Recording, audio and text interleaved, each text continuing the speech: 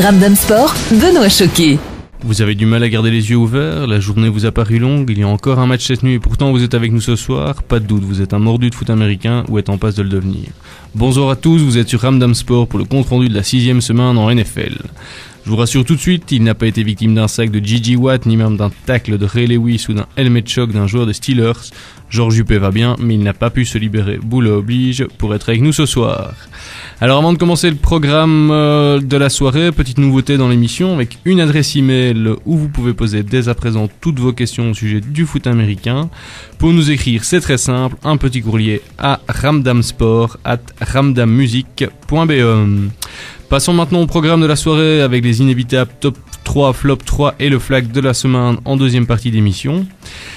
Mais avant cela, on commence tout de suite avec le compte-rendu de la Week 6 en NFL et on peut dire que si cette saison est le cauchemar des parieurs, elle fait sans aucun doute le bonheur des passionnés. Si je vous demande le point commun entre les Lions, Buccaneers, Titans, Browns, Jets, Bills, Redskins et Packers, vous me répondrez en chœur que ces 8 équipes ont toutes perdu leur dernier match. Et je peux vous dire dès à présent qu'elles ont toutes gagné cette semaine. Alors on commence direct avec les Packers qui ont créé la sensation de la soirée avec leur brillante victoire à Houston contre des Texans qui étaient encore jusque-là invaincus. Rodgers a fait exploser la défense texane en distillant 6 touchdowns pour un score sans appel de 24-42. Passons ensuite à une autre belle perf et la victoire des Redskins contre une des équipes en forme du moment, les Vikings. Après être sorti avec une légère commotion la semaine passée, R.J. DeFord était fidèle au poste et offrait la victoire à Washington sur le score de 38-26 et mettait par la même occasion un terme à la série de 8 défaites consécutives à domicile de Washington. Poursuivons avec les New York Jets qui se devaient de relever la tête après 2 défaites d'affilée à domicile et notamment la terrible humiliation 34-0 contre les Niners. Eh bien, c'est chose faite contre Indiana pour le plus grand plaisir du Gang Green avec un résultat sans appel de 35-9. On continue le compte-rendu de la semaine, direction Cleveland, qui a enregistré sa première victoire de la saison contre les Bengals, qui enregistrent, eux, leur 10e défaite d'affilée. Score final, 34-24. Partons maintenant du côté de Buffalo, où les Bills ont affligé leur 2e défaite d'affilée aux Cardinals, avec une nouvelle blessure pour Kelvin Kolb, le quarterback d'Arizona. Score final de 19-16 pour les Bills, après prolongation. En parlant de prolongation, Détroit a livré un dernier carton de très belle facture pour arracher les prolos et finir par s'imposer à Philadelphie sur le score de 26-23. Du côté des Titans, ils se sont imposés contre les Steelers sur le score de 26-23 également grâce à un field goal à la dernière seconde de Bironas. Terminons-en avec les équipes ayant renoué avec la victoire par celle de Tampa Bay qui s'est imposée sans difficulté face à un Kansas City sur le score de 38-10 avec un George Freeman retrouvé et dont la connexion avec son receveur Vincent Jackson commence à porter ses fruits. On se retrouve dans quelques instants pour la suite des comptes rendus. Ramdam Sport, Benoît Choquet. De retour sur Ramdam Sport, où je vous rappelle l'adresse de l'émission où vous pouvez nous envoyer un courriel et poser toutes vos questions, c'est ramdamsport@ramdammusic.be. On continue les comptes rendus de la 6e semaine de championnat avec les équipes alignant les victoires et notamment Atlanta, les Falcons qui sont désormais la dernière équipe invaincue après sa victoire sur le fil contre les Oakland Raiders sur le score de 23-20. Palmer a fait un bon match du côté des Raiders, tandis que Ryan a joué un cran en dessous à ce qu'il nous avait habitués, et pourtant les Falcons se sont imposés suite à quelques décisions un peu douteuses de Palmer qui déclarait après le match que cette défaite était à mettre à son actif. A noter que c'est le meilleur départ de la franchise pour les Falcons. On continue avec le duel au sommet entre les Giants et les Niners, on vous en parlait la semaine passée avec Georges Juppé. C'était un match revanche des playoffs de l'année passée et on peut dire qu'il n'y a pas eu de match. Ça se termine sur le score de 26-3. Les G-Men ont foutu une véritable raclée à San Francisco qui jouait à domicile. Les G-Men ont fait une performance défensive de tout au vol avec 6 sacs et 3 interceptions. Alors que Alex Smith a eu beaucoup de mal à diriger la manœuvre. On reviendra dans les top flops de la semaine. On prend la direction maintenant de Baltimore qui a signé sa 4e victoire consécutive cette saison, la 14e d'affilée à domicile contre les Dallas Cowboys qui n'ont qu'à s'en prendre à eux-mêmes. En effet, en ratant coup sur coup une conversion à 2 points après un touchdown ainsi qu'un field goal après un onside kick à moins d'1 minute de la fin, on ne peut pas espérer grand-chose. Score final 31-29. Alors, quelques explications pour les non-initiés d'entre vous. Qu'est-ce qu'une conversion à 2 points? Donc, il faut savoir qu'un touchdown, c'est 6 points pour l'équipe qui l'a marqué. Il y a un bonus après, 2 manières de convertir ce bonus, soit avec un field goal, donc où le kicker botte le ballon entre les 2 poteaux, et là c'est plus 1. Soit le quarterback redirige une offensive et il doit repasser soit en jeu à court, soit en jeu à passe, le ballon dans la zone d'en-but, et dans ce cas-là, c'est 2 points. Quant à l'onside kick, comme vous le savez, à chaque mi-temps, au début de chaque mi-temps, le kicker botte le ballon. Il y a plusieurs formes de mise en jeu, tout comme après chaque touchdown, il botte le ballon pour la remise en jeu. C'est l'équivalent du centre en football. Mais en foot américain, il y a plusieurs variantes. Soit on peut faire un inside kick, et là on dégage le ballon le plus loin possible, à charge de l'équipe adverse de le remonter le plus haut possible, tandis que dans un onside kick, le ballon est dégagé en zone intérieure, donc il a juste pour objectif de franchir 10 yards, et les deux équipes se battent pour le récupérer au plus vite. Après cette petite explication technique, on traverse les USA pour se retrouver à Seattle, où les Seahawks ont surpris les New England Patriots 24-23 grâce à un dernier carton de feu avec un Russell Wilson déchaîné. Les Patriots sont menés tout le match et se sont fait surprendre par ce jeune rookie quarterback qui commence à s'affirmer. On y reviendra d'ailleurs en deuxième partie. Enfin, on termine avec la victoire des Dolphins contre les Rams sur le score de 17-14.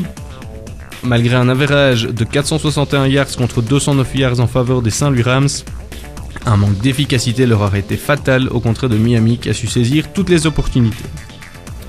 On en termine là avec les comptes rendus de la Week 6 en NFL, et on se retrouve dans un instant pour un petit topo individuel et par équipe au tiers du championnat. A tout de suite. Ramdam Sport, Benoît Choquet.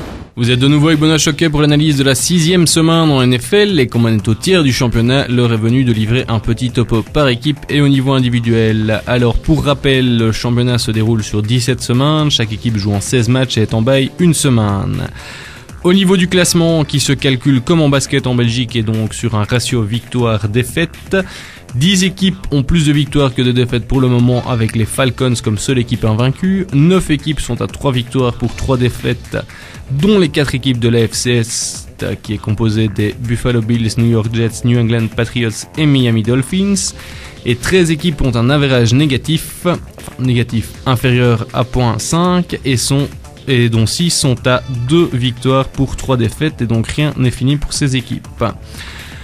En conclusion, vu des prestations du classement actuel, on peut dire que c'est déjà fini pour Jacksonville, Kansas City et Cleveland dans la course aux playoffs, et que c'est très mal embarqué pour les Saints, les Panthers et les Raiders, au contraire des Texans et des Ravens qui sont à 5 victoires, 1 défaite, et des Falcons qui sont à 6-0.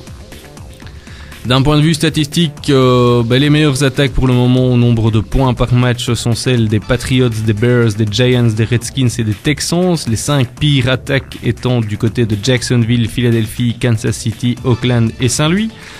D'un point de vue défensif, les équipes qui concèdent le moins de points sont les Bears, les Seahawks, les Niners, les Cardinals et les Rams. Chicago étant numéro 1 attaque et défense.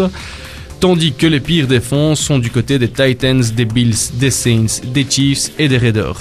Alors, on peut en déduire quoi? C'est que en NFL, vous pouvez avoir une mauvaise attaque mais une très bonne défense, et donc vous pouvez remporter des matchs et être toujours dans la course aux playoffs. Tandis que si la défense ne suit pas, vous n'êtes nulle part et vous pouvez faire une croix sur vos espoirs en playoffs. Du côté des joueurs, certains sont en très grande forme, et on commence avec les défenseurs, et notamment J.J. Watt de Houston Texans et Clay Matthews des Green Bay Packers, qui sont les leaders en nombre de sacs avec respectivement 9,5 sacs et 8 sacs. Au niveau des tacles, on retrouve Chad Greenway des Minnesota Vikings, Rod Mayo des New England Patriots, et Navarro Bowman des Niners qui sont les leaders, tandis que ce sont Thomas Decoud des Falcons et Tim Jennings des Bears qui se partagent le leadership avec 4 interceptions chacun. Au niveau offensif, les quarterbacks avec le meilleur rating sont dans l'ordre Aaron Rodgers des Packers, Peyton Manning des Broncos et R.J. DeFord des Redskins. Au niveau du jeu à la course, les leaders en termes de yards avalés sont Jamal Charles, Arian Foster, qui en plus combine 7 touchdowns, et Marshawn Lynch de Seattle Seahawks. Tandis que dans le jeu à passe, on retrouve Edgy Green, Wes Welker, Reggie Wayne de respectivement les Bengals, Patriots et Colts dans le trio de tête des receveurs avec tous trois 600 yards ou plus à la réception. On se retrouve pour la deuxième partie de l'émission avec le top 3 des équipes, des joueurs, le flop 3 et le flag de la semaine. A tout de suite. Ramdam Sport, Benoît Choquet. Vous êtes toujours sur Ramdam Sport avec Benoît Choquet, orphelin de Georges Juppé cette semaine. On va attaquer le top 3 par équipe, mais avant, je vous rappelle l'adresse à laquelle vous pouvez nous joindre, c'est ramdamsport@ramdammusique.be. Et le top 3 par équipe cette semaine est assez surprenant. On commence en numéro 1 avec Green Bay Packers, qui après sa contre-performance de la semaine passée aux Colts, a littéralement remis à sa place les Houston Texans, qui étaient alors jusque-là invaincus. On en parlait en première partie, Green Bay a gagné 42-24 sur le terrain des Texans avec une prestation 5 étoiles d'Aaron Rodgers qui a égalé le record de franchise avec 6 touchdowns, 0 interception. Il était déchaîné, il était partout. Et du côté des Texans, les joueurs étaient là, mais voilà, la défense de Green Bay aussi. Et donc Arian Foster a été limité à 29 yards malgré 2 touchdowns. En numéro 2, et ça me fait plaisir, on retrouve les New York Jets. On les croyait morts avec Revis et Holmes out pour toute la saison et un Sanchez vacillant. Eh bien non, on en parlait aussi en première partie. Victoire parfaite tant sur le plan offensif avec 5 touchdowns, 0 turnover et 252 yards à la course, dont 161 yards et 3 touchdowns pour Sean Green qui est son record de carrière. Et sur le plan défensif, il n'était pas en reste, 0 touchdown encaissé, 2 interceptions, 4 sacs et 2 force fumbles. Match parfait pour les Jets, ce qui explique leur deuxième place. Et en 3, les Cleveland Browns. On vous le disait la semaine passée, il ne leur manquait pas grand chose pour acheter leur première victoire. Eh bien c'est fait. En plus, comme elles risquent d'être peu nombreuses cette saison, j'ai préféré les choisir en 3e place. Surtout que c'était l'anniversaire du rookie quarterback Brandon Weeden qui fêtait ses 29 ans et qui est un peu un phénomène à part en NFL vu que être rookie à 29 ans c'est plutôt rare. Ce monsieur a commencé sa carrière professionnelle en baseball avant de retourner à l'UNIF et de recommencer une seconde carrière en football professionnel, ce qui n'est pas anodin. On passe maintenant au top 3 des joueurs avec un choix difficile et j'ai préféré les mettre ex aequo plutôt que de les départager. C'est Aaron Rodgers, j'en parlais il y a un instant pour son match parfait contre les Texans avec 6 touchdowns et 0 interception. Et ex aequo avec lui, R.J. DeFord pour ses 182 yards à la passe avec un touchdown et ses 138 yards à la course avec 2 touchdowns, dont un des touchdowns ponctué par une course de 76 yards, ce qui est très très rare pour un quarterback. Je pense qu'on connaît déjà le rookie de l'année. En numéro 2 et pour la deuxième semaine d'affilée, on retrouve un défenseur dans le top 3 des joueurs. C'est Rondé Barber qui joue au Tampa Bay Buccaneers. Il a 37 ans, c'est sa 16e saison en NFL. Il est titulaire depuis 1999. Il n'a plus raté un match depuis l'an 2000. Et ce week-end, il a signé la 45e interception de sa carrière en signant son 8e touchdown sur interception avec une course de 78 yards, le tout en ajoutant 6 tacles. Enfin, Russell Wilson, je vous le disais en première partie, les Seahawks ont surpris les Patriots grâce à un 4e carton de folie. Et c'est Russell Wilson qui en est l'auteur. Il fait au total du match 16 sur 27 à la passe pour 293 yards, 3 touchdowns dont 2 dans le dernier carton, 0 interception, 17 yards à la course et 3 bombes de 50 yards avec dont 2 dans le dernier carton qui permet à son équipe de remonter un déficit de 10 points contre les Patriots. On se retrouve après un petit morceau de musique pour terminer l'émission avec le flop 3 et le flag de la semaine. A tout de suite. Ramdam Sport, Benoît Choquet. Vous êtes sur Ramdam Musique pour Ramdam Sport et la dernière partie de l'émission. On a vu le compte-rendu de la semaine, on a fait un petit topo des équipes et des joueurs au tiers du championnat. Le top 3 des équipes et des joueurs de la semaine. Maintenant, on passe au flop 3 mixte. En premier lieu, j'ai pointé les Pittsburgh Steelers qui se retrouvent à 2 victoires pour 3 défaites après une défaite aux Titans ce week-end. Les Steelers ont du mal à s'exporter, c'est un fait. 3 matchs à l'extérieur pour 3 défaites. Alors, une défaite à Denver, ça peut se comprendre. Une défaite à Oakland et ici contre les Titans qui était un 4 avant ce match, c'est pas digne d'une équipe qui vise les playoffs et donc première place dans ce flop 3. En deuxième lieu, on retrouve Kansas City Chiefs, on en parlait dans le topo du tiers de championnat, une des pires attaques, une des pires défenses, alors qu'il y a du talent dans cette équipe au niveau des joueurs offensifs. Sauf que voilà, le quarterback, à mon sens, c'est juste un bon backup et en plus, le general manager dont on parle de le refaire signer pour 2 ans n'est pas capable de faire une draft correcte vu qu'aucun des joueurs draftés n'est pour le moment titulaire. Et en plus, on préfère ne pas drafter de quarterback alors que c'était une draft recelant de talent à ce poste. Bref, résultat des courses, 1-5 après la 6e semaine et une saison d'ores et déjà finie pour les Chiefs, qui ont pourtant, comme je vous le disais, des joueurs de talent, notamment en parlant de Jamal Charles, qui est le leader au niveau des running backs. En 3e position, on va retrouver Alex Smith. Alex Smith, on en parlait la semaine passée avec Georges Juppé, c'est un joueur qui peut se retrouver aussi bien dans le top que dans le flop. La semaine passée, il était dans le top 3 des joueurs de Georges Juppé. Cette semaine-ci, il se retrouve dans mon flop 3 parce que dans le genre, je passe de 156 de rating à 43 en une semaine, de 3 touchdowns avec 0 interception pour 0 touchdown et 3 interceptions cette semaine.